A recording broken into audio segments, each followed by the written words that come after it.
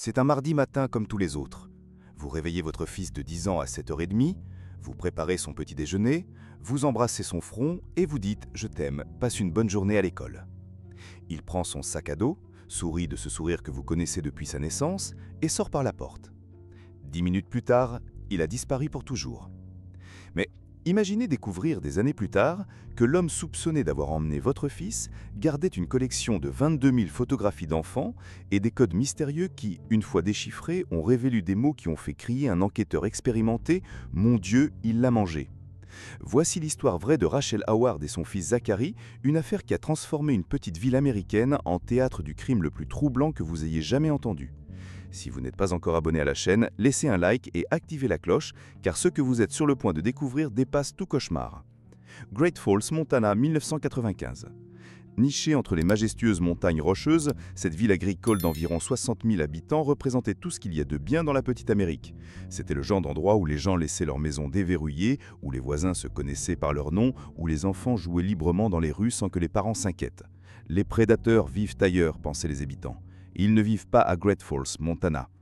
C'est dans cette atmosphère de sécurité et de tranquillité que Rachel Howard est arrivée avec ses 3 enfants. Récemment divorcée, elle cherchait à recommencer sa vie, travaillant pendant la journée et étudiant le design d'intérieur le soir. En tant que mère célibataire, Rachel luttait pour survivre financièrement tout en construisant un meilleur avenir pour sa famille. Son fils aîné, Zachary Ramsey, s'est rapidement adapté à sa nouvelle vie. Zach était exactement le type d'enfant que n'importe quelle communauté embrasserait. À 10 ans, il avait un sourire contagieux qui illuminait n'importe quel environnement. Il était amical, poli, aimé de tous à l'école primaire Whittier. Les voisins le connaissaient bien, il vivait dans une maison qui donnait sur une ruelle et chaque jour, il marchait par cette même route tranquille pour aller et revenir de l'école. C'était une marche de quelques minutes qu'il faisait depuis des mois sans aucun problème. Le 6 février 1996 a commencé comme n'importe quel autre jour dans la vie de la famille Howard. Zach s'est réveillé à l'heure habituelle, a pris son petit déjeuner, a reçu le « je t'aime » et son baiser, a pris son sac d'école et est parti pour une autre journée normale de cours. Il a suivi la ruelle comme il le faisait toujours, faisant signe à quelques voisins en chemin, mais quelque part entre sa maison et l'école, sur une distance qui ne prenait que 10 minutes à parcourir à pied, Zachary Ramsey a simplement disparu de la surface de la Terre. Quand Zach n'est pas apparu à l'école ce matin-là, initialement, personne ne s'est beaucoup inquiété.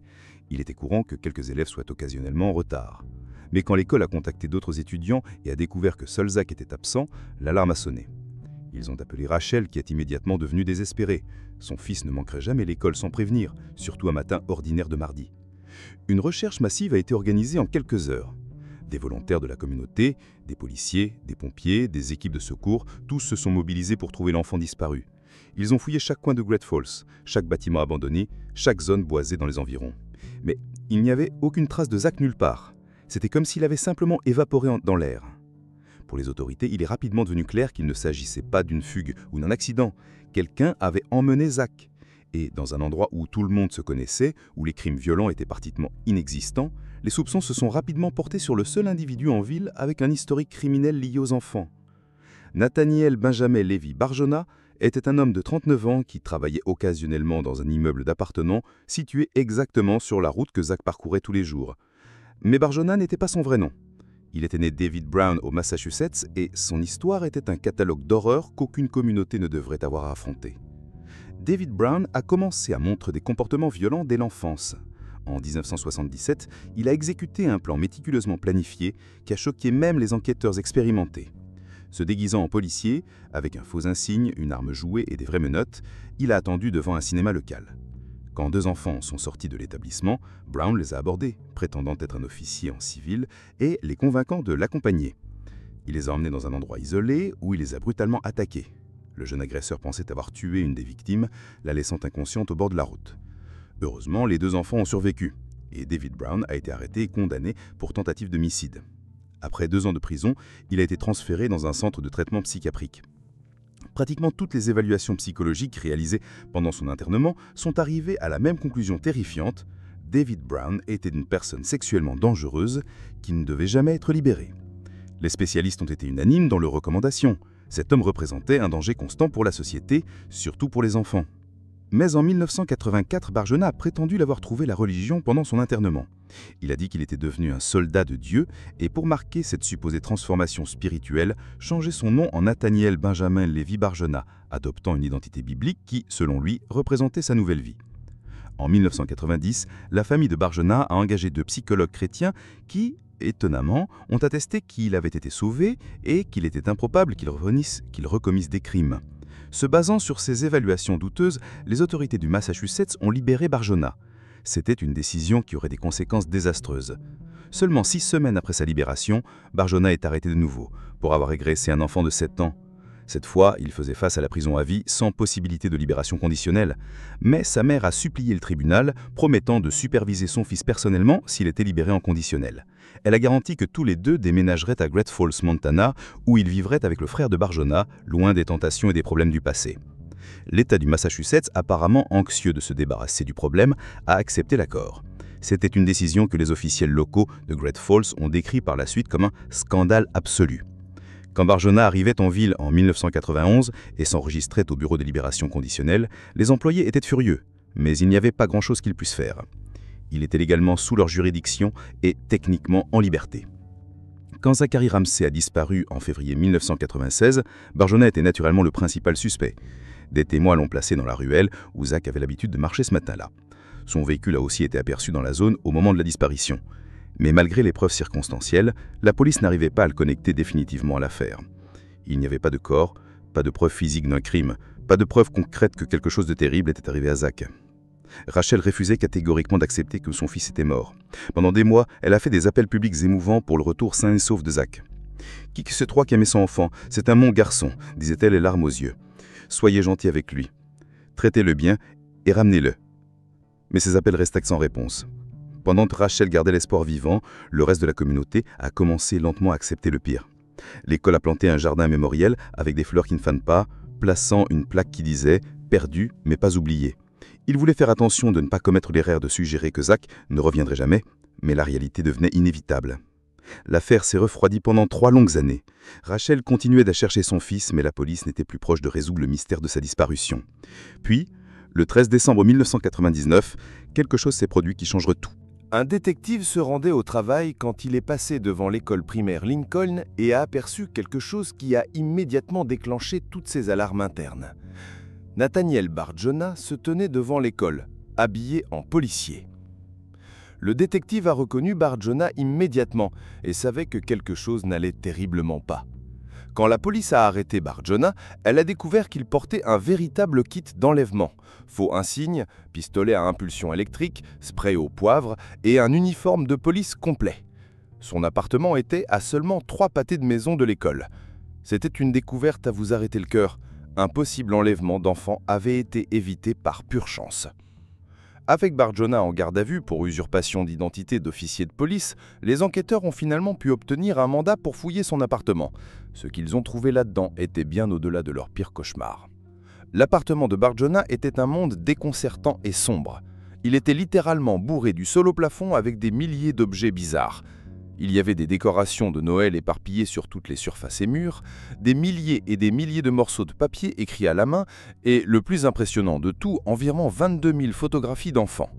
Certaines de ces photographies étaient découpées de magazines, d'autres étaient de vraies photos, et beaucoup avaient été obtenues d'annuaires scolaires de Great Falls.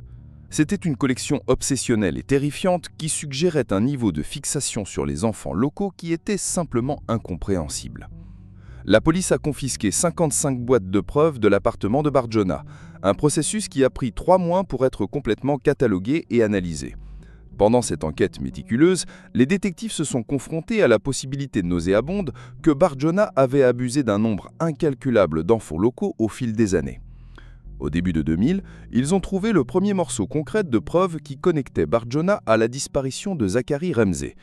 Une liste manuscrite contenant non seulement les noms de victimes connues du Massachusetts, mais aussi le nom de Zach Ramsey et plusieurs autres enfants qui vivaient à Great Falls. Les enquêteurs savaient que les identités de ces autres enfants locaux étaient cachées quelque part dans les boîtes encore non examinées. Environ 9 mois après le début de l'enquête, pendant qu'il fouillait à travers le matériel confisqué, un détective a trouvé un rouleau de pellicule photographique.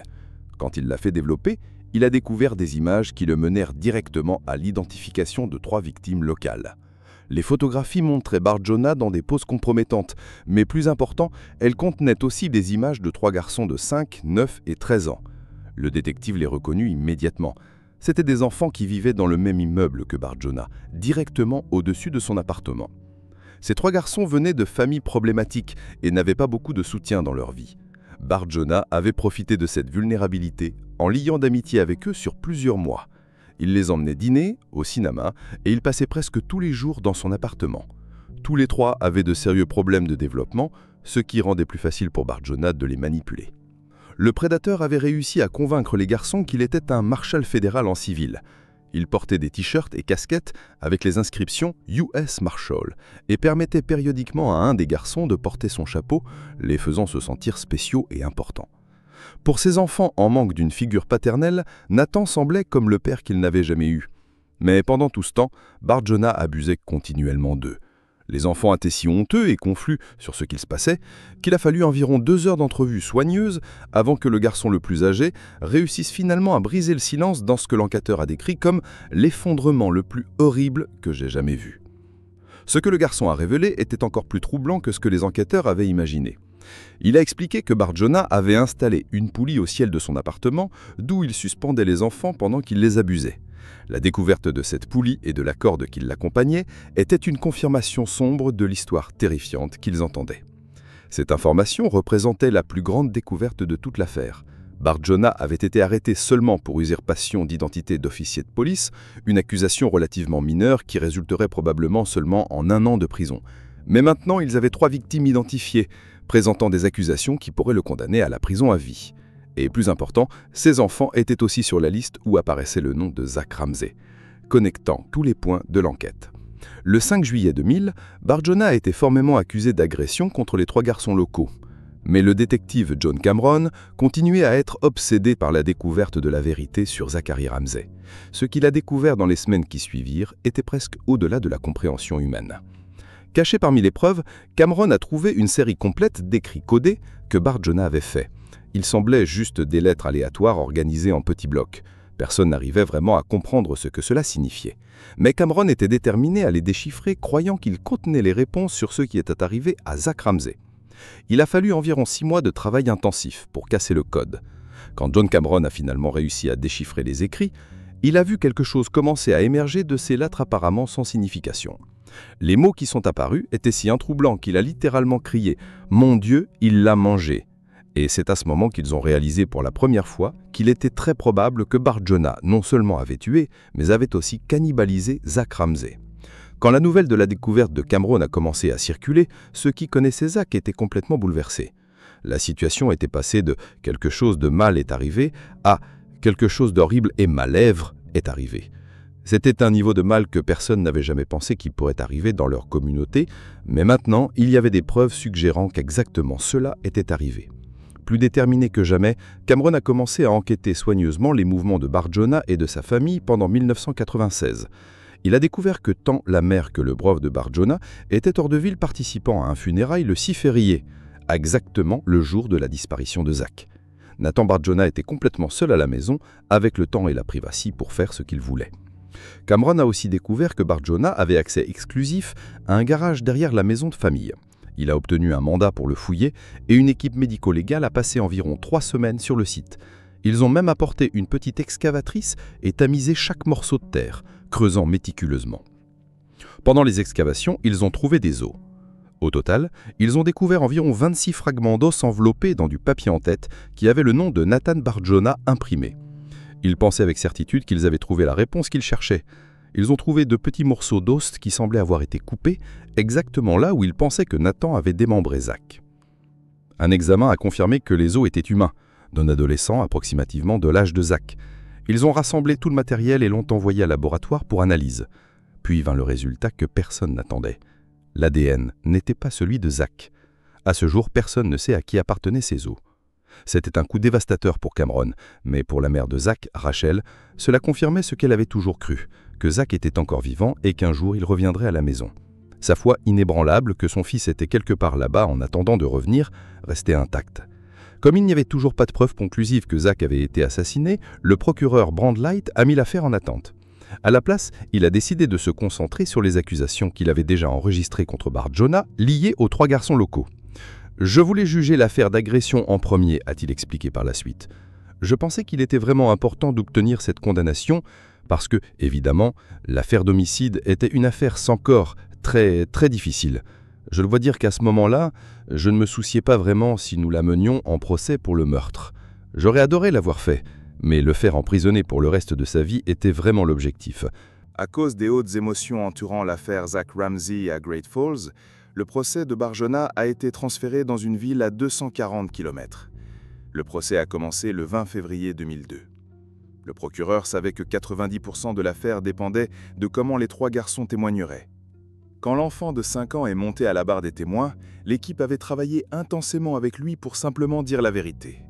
Mais quand le moment est venu, le garçon a fait signe à tout le monde dans la salle, a parlé au juge et Harry, faisant exactement ce que vous attendiez qu'un enfant de 5 ans fasse dans une situation si intimidante. Son témoignage n'a fourni aucune information utile. Le garçon de 9 ans a complètement refusé d'admettre qu'il avait été abusé, laissant tout le poids de l'affaire sur l'adolescent de 13 ans. Le moment où il a témoigné est devenu le point tournant de tout le procès. Je n'oublierai jamais notre garçon de 13 ans montant à la barre des témoins pour raconter son histoire, se souvient le procureur. Nous sommes arrivés au point où il a vraiment dû parler de M. Bart Jonah touchant ses parties intimes. Il s'est arrêté de parler et ça m'a semblé une éternité, mais c'était probablement seulement 30 secondes. Je me suis approché de lui et j'ai dit « Tout va bien aller. Où t'a-t-il touché ?» Ses yeux se sont remplis de larmes et il s'est finalement tourné vers moi et a dit le mot. J'ai regardé le jury et j'étais en train de m'étrangler et j'ai vu que certains des jurés s'étouffaient aussi. C'était un point tournant dans le procès. Le 25 février, le jury s'est retiré pour considérer son verdict.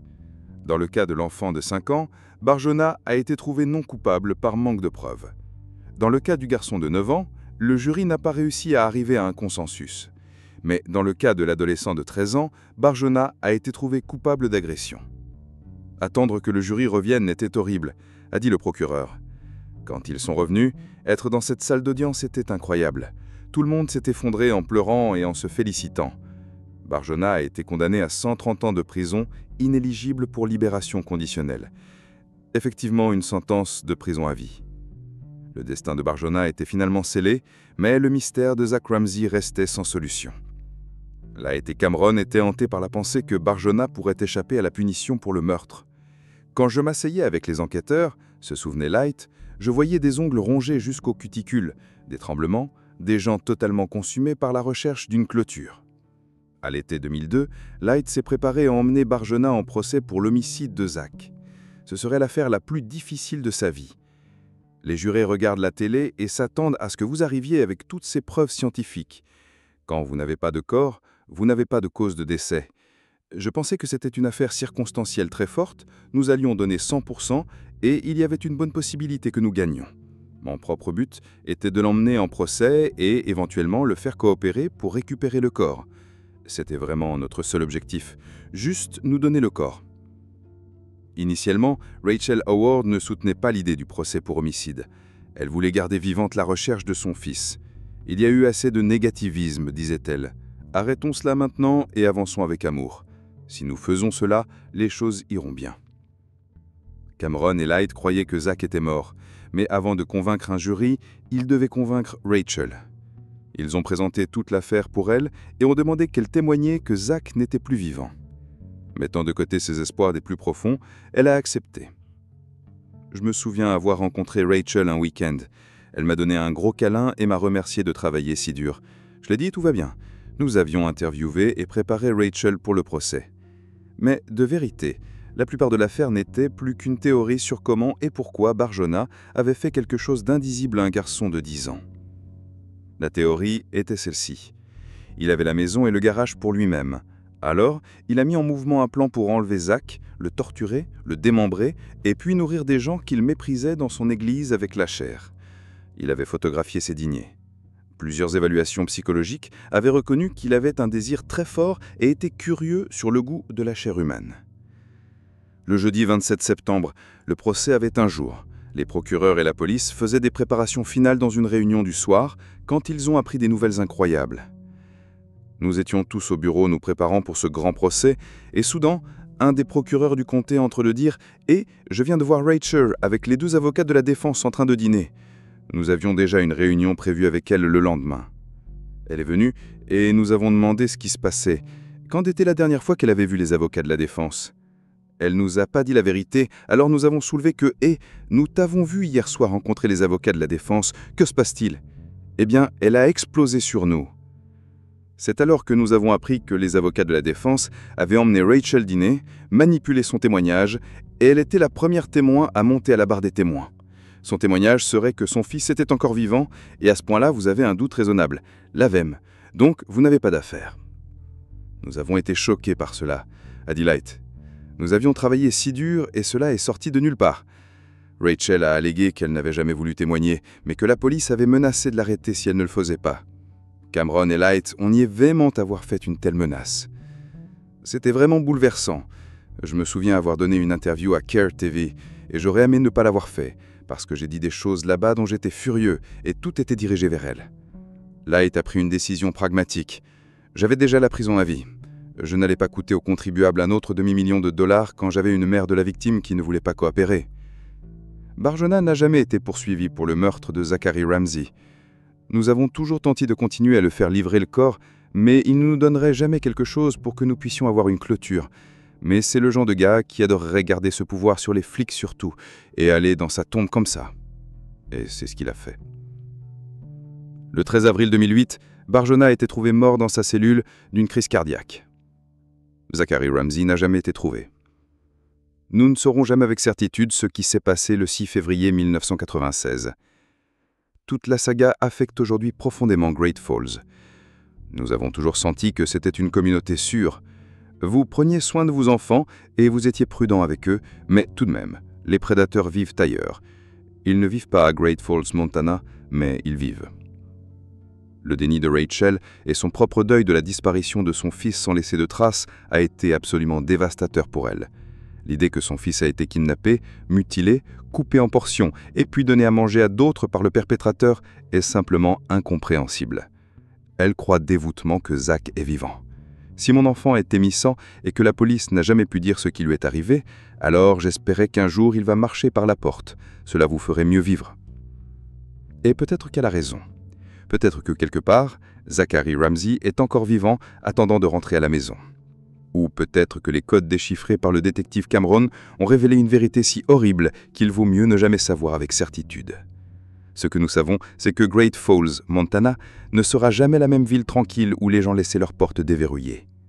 L'affaire de Zachary Ramsey nous rappelle que le mal peut exister n'importe où, même dans les endroits que nous considérons les plus sûrs.